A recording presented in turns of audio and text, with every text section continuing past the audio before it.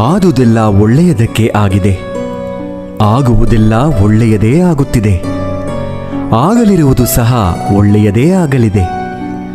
ರೋಧಿಸಲು ನೀನೇನು ಕಳೆದುಕೊಂಡಿರುವೆ?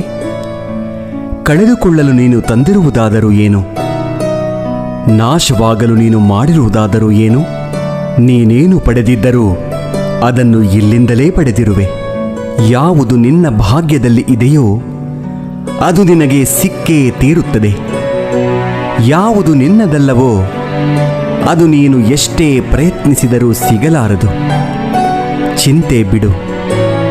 ಜೀವನದಲ್ಲಿ ಬರುವುದೆಲ್ಲವ ಬಂದಂತೆ ಸ್ವೀಕರಿಸು. ನಮ್ಮ ಬದುಕೇ ಒಂದು ಹೋರಾಟ.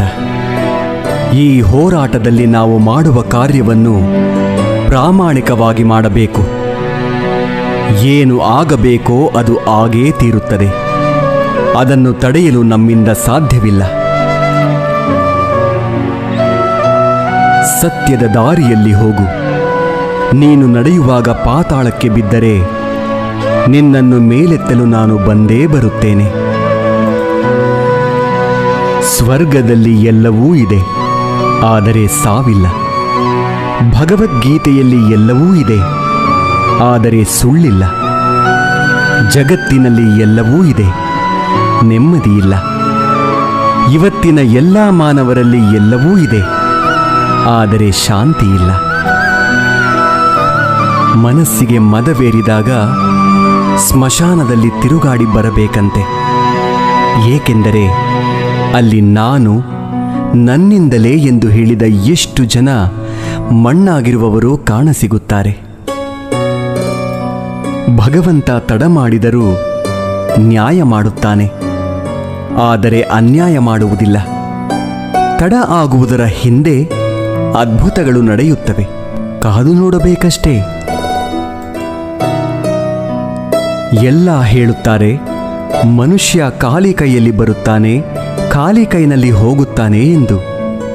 ಆದರೆ ಮನುಷ್ಯ ಬರುವಾಗ ಭಾಗ್ಯದ ಜೊತೆ ಬರುತ್ತಾನೆ, ಹೋಗುವಾಗ ಕರ್ಮದ ಫಲ ಕೊಂಡು ಹೋಗುತ್ತಾನೆ. ಬದುಕುವುದಕ್ಕಾಗಿ ದುಡಿಯುವುದು ಅನಿವಾರ್ಯ. ಹಾಗೆಂದು ಫಲದ ಮೇಲೆ ಕಣ್ಣಿಟ್ಟು ಕೆಲಸ ಮಾಡಿದರೆ ನಿರಾಸೆ ಹೆಚ್ಚು. ಕೆಲಸವನ್ನು ಶ್ರದ್ಧೆಯಿಂದ ಪ್ರೀತಿಯಿಂದ ಮಾಡಿದರೆ ಫಲ ಇಂದಲ್ಲ ನಾಳೆ ದೊರಕಿಯೇ ದೊರಕುತ್ತದೆ. ಒಂದು ಬಾರಿ ಅರ್ಜುನ ಶ್ರೀಕೃಷ್ಣನನ್ನು ಕೇಳಿದ, ಈ ಗೋಡೆಯ ಮೇಲೆ ಒಂದು ಸಂದೇಶ ಬರಿ. ಅದು ಹೇಗಿರಬೇಕೆಂದರೆ, ಖುಷಿಯಲ್ಲಿದ್ದಾಗ ಓದಿದರೆ ದುಃಖವಾಗಬೇಕು, ದುಃಖವಾಗಿದ್ದಾಗ ಓದಿದರೆ ಖುಷಿಯಾಗಬೇಕು. ಕೃಷ್ಣನು ಬರೆದ, ಈ ಸಮಯ ಕಳೆದು ಹೋಗುತ್ತದೆ. ಅಕ್ಕಿ ಅನ್ನಕ್ಕೆ ಕೇಳಿತು, ನೀನು ನಾನೇ ಆಗಿದ್ದೆ, ಆದರೆ ಅದು ಹೇಗೆ ಅನ್ನವಾದೆ ಎಂದು. ಅನ್ನ ಸುಂದರವಾಗಿ ಉತ್ತರಿಸಿತು, ನೀರು ಮತ್ತು ಬೆಂಕಿಗಳ ಸಂಪರ್ಕಕ್ಕೆ ಒಳಗಾದೆ, ಅವುಗಳ ಸಂಸ್ಕಾರದಿಂದ ಮೃದುವಾದೆ, ಮಧುರವಾದೆ. ಅಕ್ಕಿ ಎನ್ನುವ ಭಾವ ಕಳೆದುಕೊಂಡೆ, ಅನ್ನ ಎನ್ನುವ ಅನುಭವ ಪಡೆದುಕೊಂಡೆ. ಅದೇ ರೀತಿ ಸಜ್ಜನರ ಸಂಗದಿಂದ ನಮ್ಮಲ್ಲಿರುವ ಅಜ್ಞಾನ, ದುರಿತ, ದುಮ್ಮಾನಗಳ ಭಾವ, ಕಾಠಿಣ್ಯತೆ ತೊಲಗಿ ಪುಣ್ಯ, ಜ್ಞಾನ, ಮೋಕ್ಷಗಳೆಂಬ ಮೃದುತ್ವದ ಅನುಭವ ದೊರೆಯುತ್ತದೆ. ಚಿಂತಿಸಲು ನೀನೇನು ಕಳೆದುಕೊಂಡಿರುವೆ? ನಿಶ್ಚಿಂತೆಯಿಂದಿರಲು ನೀನೇನು ಪಡೆದುಕೊಂಡಿರುವೆ? 3 ದಿನದ ಈ ನಾಟಕದಲ್ಲಿ ಕಳೆದುಕೊಳ್ಳಬೇಕಾಗಿರುವುದು ಕರ್ಮ ಒಂದೇ, ಪಡೆಯಬೇಕಾಗಿರುವುದು ಪುಣ್ಯ ಒಂದೇ. ದೊಡ್ಡ ಮನುಷ್ಯನಾಗುವುದು ಒಳ್ಳೆಯದು, ಆದರೆ ಒಳ್ಳೆಯ ಮನುಷ್ಯನಾಗುವುದು ದೊಡ್ಡ ವಿಷಯ. ದುಃಖದ ಬಗ್ಗೆ ಚಿಂತಿಸತೊಡಗಿದರೆ ಸದಾ ದುಃಖಿಯಾಗಿಯೇ ಉಳಿಯುತ್ತೀಯ. ಸದಾ ಸುಖ ಸಂತೋಷಗಳನ್ನು ಧ್ಯಾನಿಸುತ್ತಿದ್ದರೆ ಮುಂದೆ ಸುಖಿಯಾಗುತ್ತೀಯ.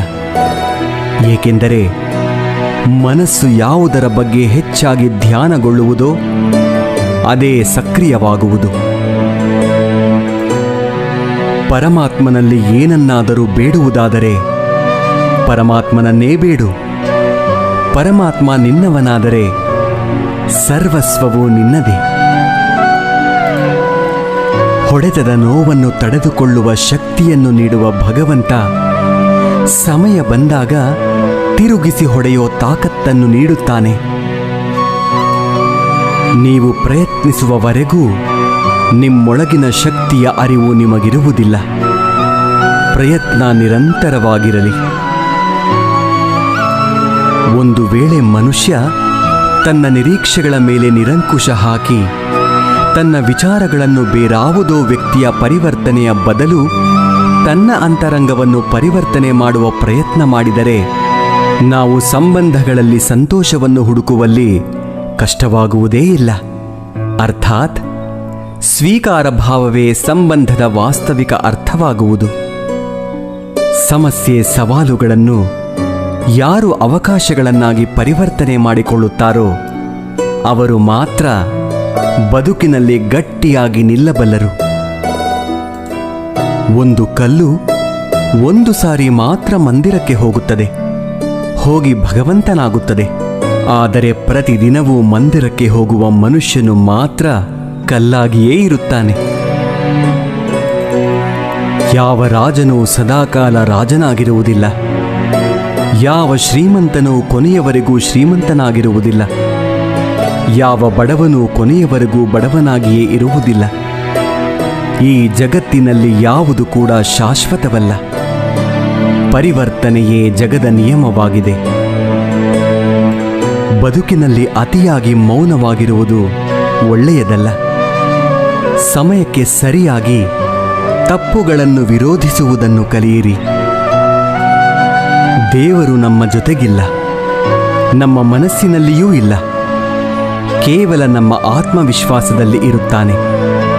ಯಾವಾಗ ಮನುಷ್ಯನು ತಾನು ಮಾಡಿದ ಕರ್ಮಫಲಗಳನ್ನು ಇದೇ ಜನ್ಮದಲ್ಲಿ ಅಥವಾ ಮುಂದಿನ ಜನ್ಮದಲ್ಲಿ ಅನುಭವಿಸಬೇಕಾಗುತ್ತದೆ ಎಂಬ ಜ್ಞಾನವನ್ನು ಅರಿತುಕೊಳ್ಳುತ್ತಾನೋ ಆಗ ಇಡೀ ಜಗತ್ತು ಬದಲಾವಣೆಯತ್ತ ಸಾಗಿಬಿಡುತ್ತದೆ. ಚರಿತ್ರೆಯಲ್ಲಿ ಗೆದ್ದವನಿಗೆ ಗೆದ್ದವನು ಎನ್ನುವ ಜಾಗವಿದೆ. ಸೋತವನಿಗೆ ಕೂಡ ಇಂಥವನೊಂದಿಗೆ ಸೆಣಸಾಡಿ ಸೋತ ಎನ್ನುವ ಜಾಗವಿದೆ.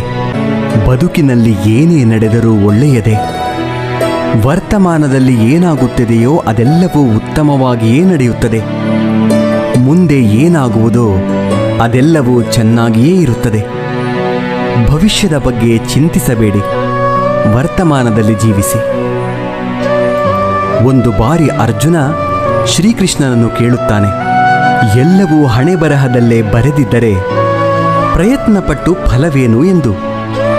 ಆವಾಗ ಶ್ರೀಕೃಷ್ಣನು ಉತ್ತರಿಸುತ್ತಾನೆ, ಯಾರಿಗೆ ಗೊತ್ತು, ಪ್ರಯತ್ನಪಟ್ಟರೆ ಸಿಗುತ್ತದೆ ಎಂದು ಹಣೆಬರಹದಲ್ಲಿ ಬರೆದಿದ್ದರೆ ಪ್ರಯತ್ನಂ ಸರ್ವಸಿದ್ಧಿ ಸಾಧನಂ.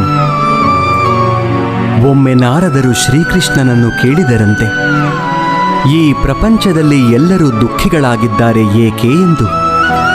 ಆಗ ಶ್ರೀಕೃಷ್ಣನು ಮುಗುಳ್ನಗುತ್ತಾ ಹೇಳಿದನಂತೆ, ಸುಖ ಎಲ್ಲರ ಬಳಿಯೂ ಇದೆ, ಆದರೆ ಎಲ್ಲರೂ ಇನ್ನೊಬ್ಬರ ಸಂತೋಷದಿಂದ ದುಃಖಿಗಳಾಗಿದ್ದಾರೆ ಅಷ್ಟೇ. ನೆಮ್ಮದಿ ಯಾವುದೇ ವಸ್ತು ಹಣದಲ್ಲಿ ಇರುವುದಿಲ್ಲ. ನಮ್ಮ